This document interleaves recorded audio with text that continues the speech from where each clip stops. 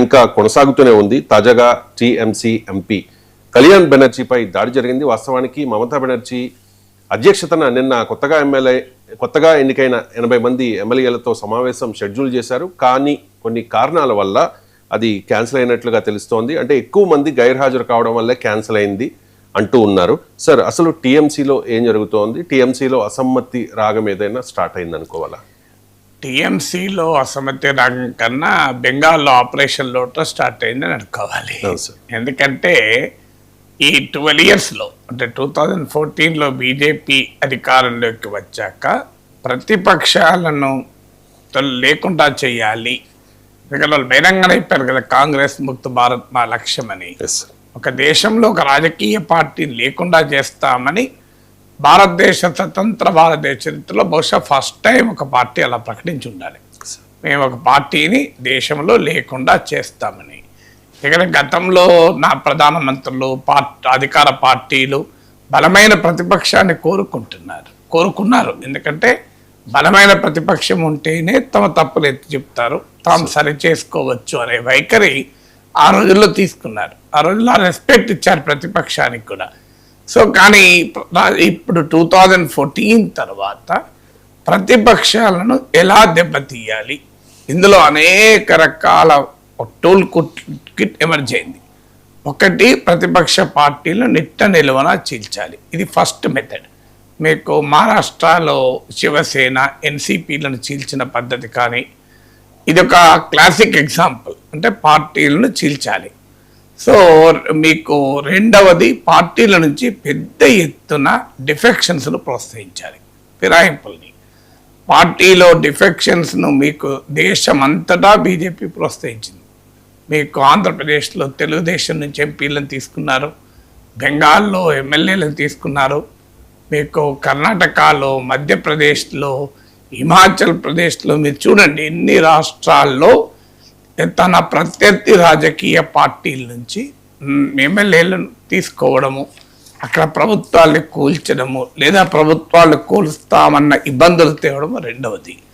మూడవది, ప్రతిపక్షాల్లో ఉన్న కీలక నేతలకు గాలం వేసి వాళ్ళ ఇన్ఫ్లుయెన్షియల్ అపోజిషన్ లీడర్స్ను వారి పార్టీల నుంచి దూరం చేయడం.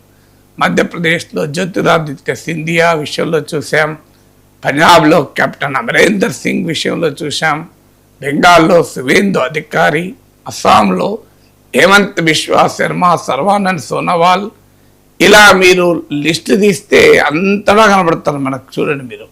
సో ఎక్కడా మీకు ఈ దేశమంతటా కనబడేటువంటి ధోరణిది. ఇటీవల ఢిల్లీ ఆప్ నుంచి రాఘవ చెద్దా తదితరులు, ఇలా ఇన్ఫ్లుయెన్షియల్ మహారాష్ట్రలో అశోక్ చౌహాన్, వీళ్ళందరినీ లాగేసుకోవడం. కాంగ్రెస్లో శశి థరూర్ ఉన్నాడో లేడో తెలియదు.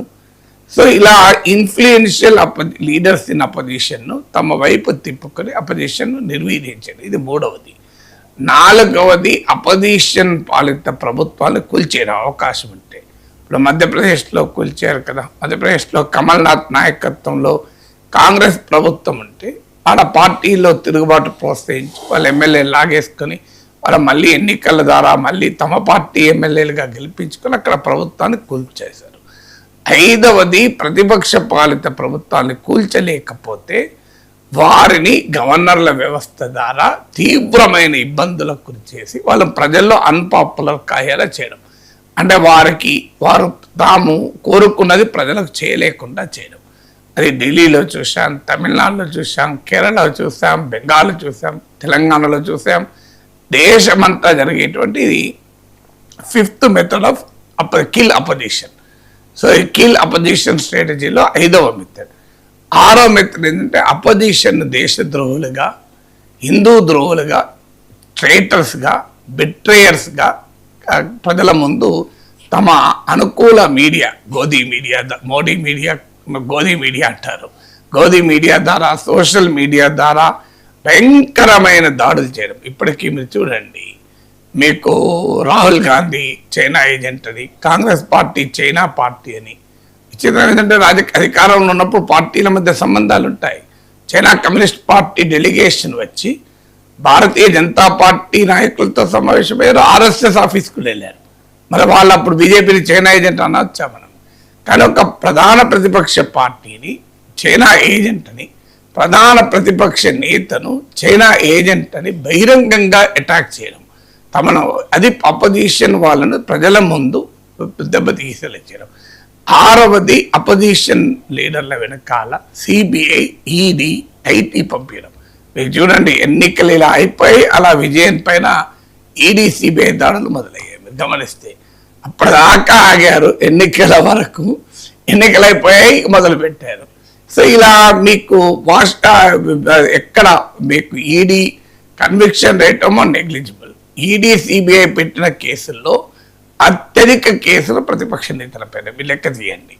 ఇక 7వది ప్రతిపక్ష నేతల్ని రకరకాల రూపాల్లో ఒత్తిడి చేసి, ముఖ్యంగా ఈడీ, సిబిఐ, ఐటీ వీటిని ఉపయోగించి ఒత్తిడి చేసి తమ వైపు తిప్పుకోవడం.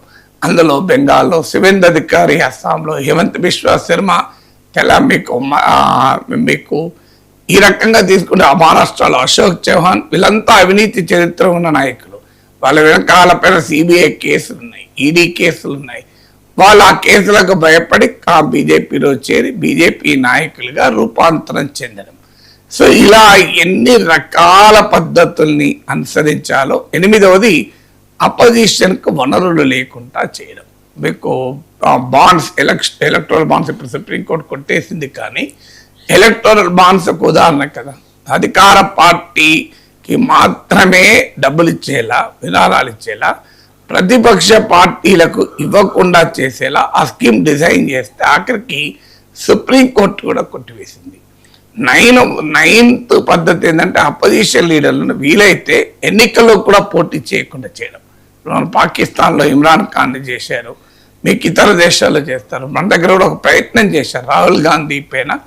ఆయన ఒక స్టేట్మెంట్, అలాంటి స్టేట్మెంట్లు రోజు బోలెడు మంది మాట్లాడుతుంటారు.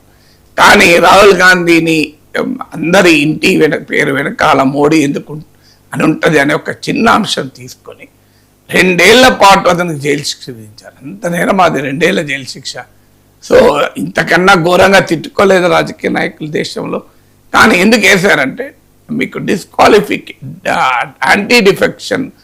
డిఫమేషన్ చట్టంలో మ్యాక్సిమం పనిష్మెంట్ 2 years, అందుకని ఎక్కువ రాదు.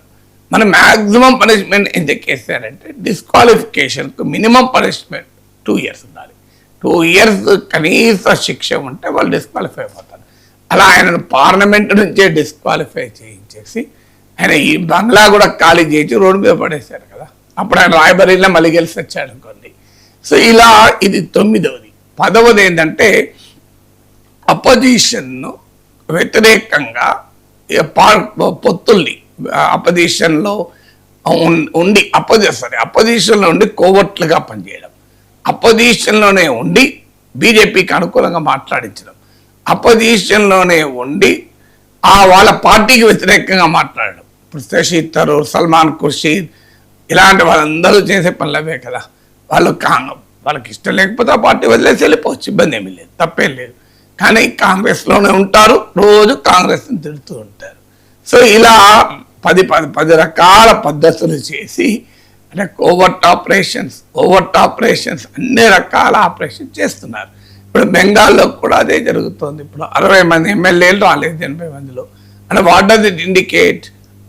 That doesn't mean Mamata Banerjee ఏదో సరిగా చేసిందని కాదు. మమతా బెనర్జీ ప్రజాస్వామ్యాన్ని కూని చేసింది, దాంట్లో డిస్ప్యూట్ లేదు. కానీ అధికారంలోకి వస్తున్న వారు ప్రజాస్వామ్యాన్ని ప్రామిస్ చేసి వచ్చారు కదా. ప్రజాస్వామ్యాన్ని ప్రామిస్ చేసి వచ్చిన వాళ్ళు కూడా ఏం చేస్తున్నారు? మళ్ళీ సేమ్ పద్ధతులు అనుసరిస్తున్నారు. హింసాకాండ, వైలెన్స్ను పొలిటికల్ వెపన్గా వాడుతున్నారు, డిఫెక్షన్స్ను పొలిటికల్గా వెపన్గా వాడుతున్నారు, పార్టీని అసలు లేకుండా చేద్దాం అనేటువంటి ఒక ఎత్తుగడ వేస్తున్నారు. సో దిస్ హాస్ బికమ్ నామ్ ఇండియన్ డెమోక్రసీలో అయిపోయింది కదా. చిన్న బ్రేక్ తీసుకుందాం సార్.